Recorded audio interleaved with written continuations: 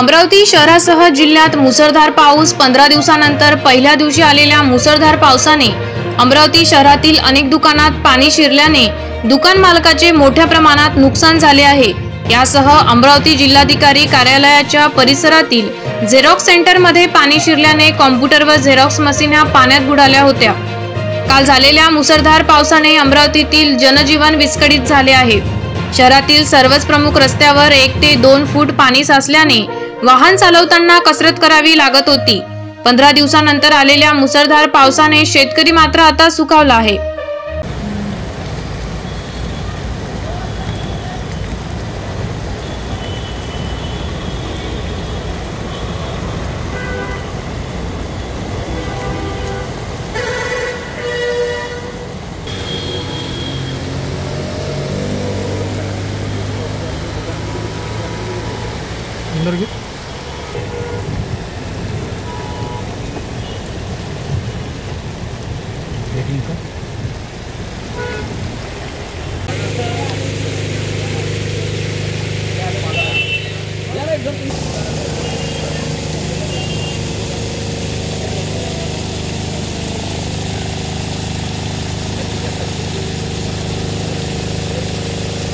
अशाच वेगवान घडामोडी पाहण्यासाठी आताच आमच्या जनविकास न्यूज चॅनलला सबस्क्राइब करा आणि रहा रोज अपडेट।